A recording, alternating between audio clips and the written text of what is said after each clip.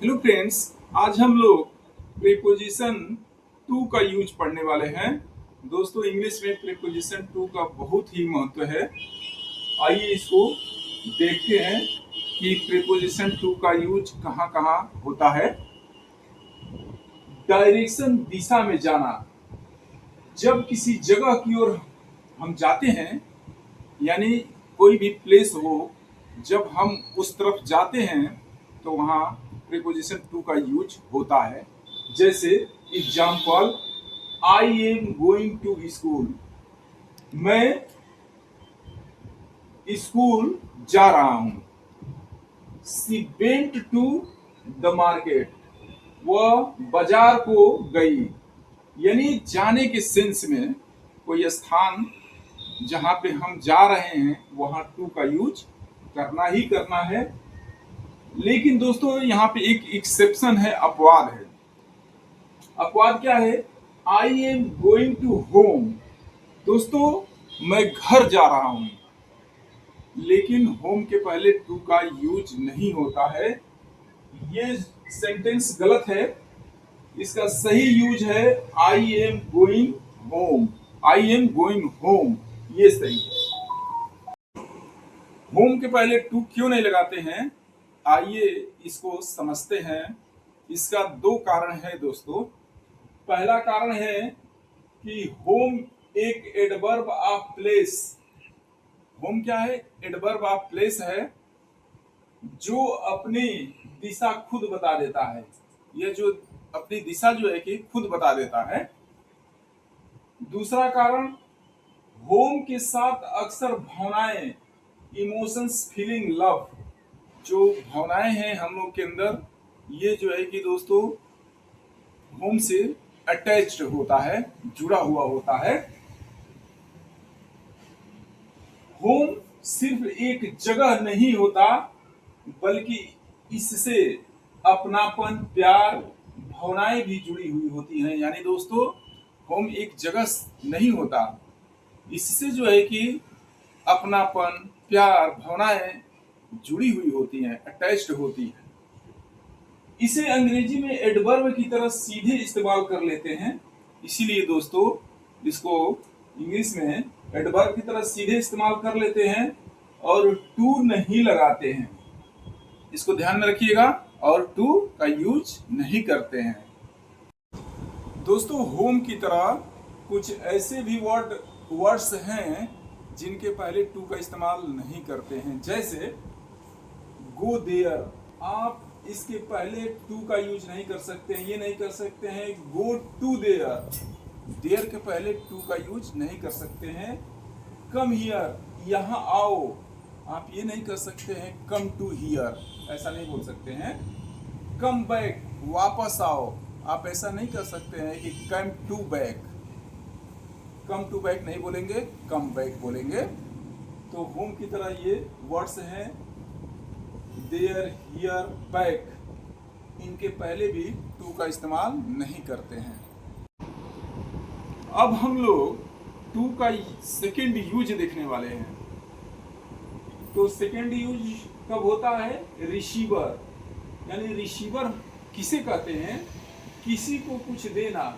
जब कोई चीज किसी को दी जा रही हो, कोई वस्तु किसी को दी जा रही हो और वो उसे ग्रहण करता है, वो रिसीवर कहलाता है।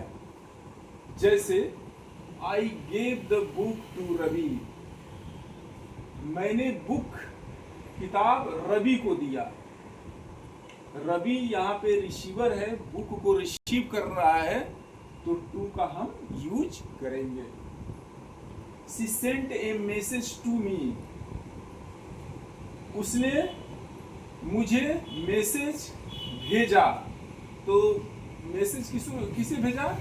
मुझे, यानी टू मी। मैं रिसीव कर रहा हूं उस मैसेज को, तो टू मी, यहाँ पे टू का यूज होगा। टू का थर्ड यूज दोस्तों, टू का थर्ड यूज रिएक्शन, इफेक्ट, प्रतिक्रिया या प्रभाव के लिए हम टू का यूज करते हैं। She is allergic two cats. उसे बिल्लियों से एलर्जी है।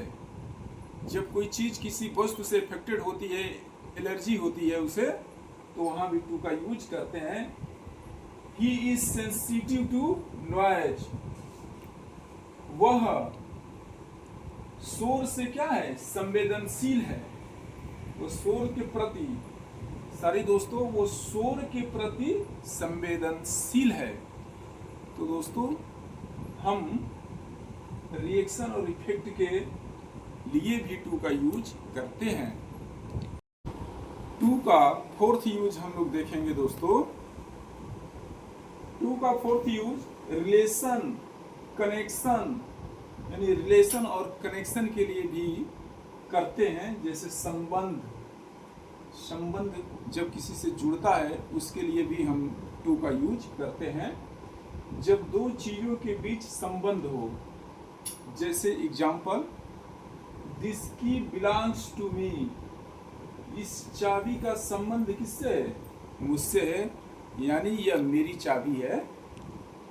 He is married to Gita, he is married to Gita, उसने गीता से शादी की। तो गीता से शादी की तो उसका जुड़ाव किससे हुआ, गीता से, यानी attachment, connection. This car belongs to him, यह कार उसकी है। तो कार का संबंध जो है कि किससे है, उससे है, तो हम टू का यूज करेंगे। This house belongs to my friends, यह घर मेरे मित्र का है, यानी ये जो घर है इसका संबंध जो है कि किससे है, टू माई फ्रेंड्स, मेरे मित्र से है। तो टू का हम यूज करेंगे। दोस्तों, रिलेशन और कनेक्शन, इसी में एफिलिएटेड टू ऑर्गेनाइजेशन, यूनिवर्सिटी, कोई चीज किसी निर्जीव चीज से जुड़ी हुई हो उसके लिए भी हम टू का यूज करते हैं। जैसे टू का यूज जीवित प्राणियों के लिए और नॉन लिविंग, जो जीवित नहीं है उसके लिए भी होता है। तो टू का यूज लिविंग और नॉन लिविंग दोनों के लिए होता है। हमने देखा था एक उदाहरण में कि ही मैरिड टू गीता, उसने गीता से शादी की। तो गीता क्या है, लिविंग है, और यहाँ जो है कि नॉन लिविंग। जैसे the college is affiliated to university, यह कॉलेज विश्वविद्यालय से संबंध है, यानी किससे जुड़ा हुआ है, विश्वविद्यालय से। तो टू का हम यूज करते हैं। The school is affiliated the CBSE board, यह स्कूल सीबीएसई बोर्ड से संबंध है, जुड़ा हुआ है। He is affiliated to a school, sorry दोस्तों, affiliated to a social organisation, वह एक सामाजिक संस्था से जुड़ा हुआ है। वो किससे जुड़ा हुआ, सामाजिक संस्था है। तो सामाजिक संस्था नॉन लिविंग है, इसलिए जो है कि यहाँ टू का यूज हुआ है। तो टू का यूज लिविंग और नॉन लिविंग दोनों के लिए होता है। हेलो फ्रेंड्स, कुछ ऐसे वर्ड्स होते हैं जो टू प्रीपोजिशन लेते ही लेते हैं। जैसे रिलेटेड, अब रिलेटेड के साथ टू आएगा ही आएगा। इसका हिंदी होता है से संबंधित। This topic is related to history, यह विषय इतिहास से संबंधित है। देखिए टू आएगा ही आएगा, यहाँ पे रिलेटेड टू, एक साथ दोनों आएंगे ही। कनेक्टेड टू, जुड़ा हुआ। अब ये भी ऐसा वर्ड है कि अपने साथ टू प्रीपोजिशन लेता ही लेता है, जुड़ा हुआ। The computer is connected to the internet, computer क्या है, इंटरनेट से जुड़ा हुआ है। अपोज्ड टू, खिलाफ, ये अपोज्ड भी ऐसा शब्द है, ऐसा वर्ड है, टू लेता ही लेता है। He is oppose to the plan, वह जो है कि इस प्लान के, इस योजना के खिलाफ है। सिमिलर टू, सिमिलर टू का मतलब होता है समान। यहाँ पे हिंदी में एक वर्ड है दोस्तों, समान। सामान मत लिखिएगा, यहाँ आ का मात्रा आप लोग मत दीजिएगा, कि वो समान का मतलब होता है वस्तुएं, थिंग्स होता है, लेकिन ये समान का मतलब होता है बराबर। सिमिलर का मतलब होता है, मतलब बराबर, समान का मतलब होता है जैसे कोई वस्तु बराबर हो, उसको हम लोग कहते हैं this book is similar to that book, यह बुक जो है कि उस बुक के समान है यानी बराबर है। एडिक्टेड टू, एडिक्टेड भी ऐसा वर्ड है दोस्तों जो अपने साथ टू प्रीपोजिशन को लेता ही लेता है। इसका हिंदी अर्थ होता है का आदी होना, लत लग जाना। जैसे she is addicted to mobile games, वह मोबाइल गेम की आदी है। Many people are addicted to social media, बहुत लोग सोशल मीडिया के आदी हैं।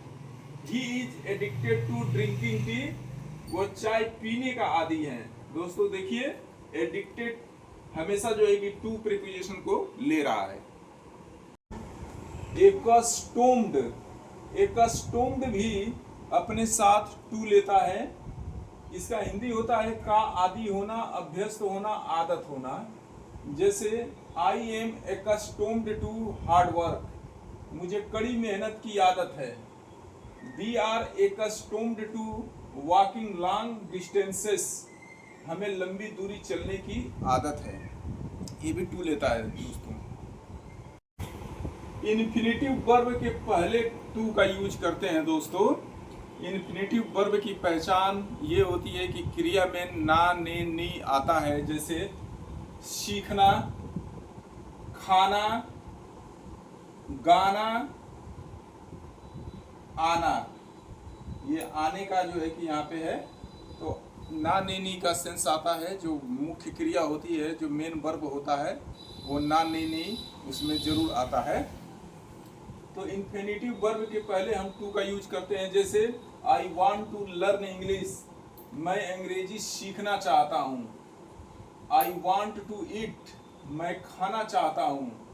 शी लाइक्स टू सिंग, उसे गाना पसंद है। ही प्रोमिस्ड टू कम, उसने आने का वादा किया। दोस्तों टू का हम एक और यूज देखने वाले हैं घड़ी के टाइम के साथ। घड़ी के टाइम के साथ भी टू का यूज होता है। 5:50, 10 to 6, यानी इसको हम कहेंगे 6 बजने में 10 मिनट बाकी है। 5:55, इसको हम बोलेंगे 5 to 6, 6 बजने में 5 मिनट बाकी है। यानी दोस्तों जो यहाँ टू का यूज हो रहा है वो बाकी के सेंस में हो रहा है। 6:40, 20 to 7, यानी 7 बजने में 20 मिनट बाकी है। 7:45, 45 मिनट के लिए हम लोग क्वार्टर का यूज करते हैं। 7:45, यानी 8 बजने में 15 मिनट बाकी है। 8:35, 25 to 9, 9 बजने में 25 मिनट बाकी है। यानी दोस्तों टू का यूज हम लोग टाइम देखने में बाकी के सेंस में करते हैं। आशा करते हैं कि आप इसको अच्छी तरह समझ गए होंगे। अगर मेरा वीडियो अच्छा लगे तो चैनल को लाइक शेयर सब्सक्राइब जरूर कीजिएगा। Thanks for watching.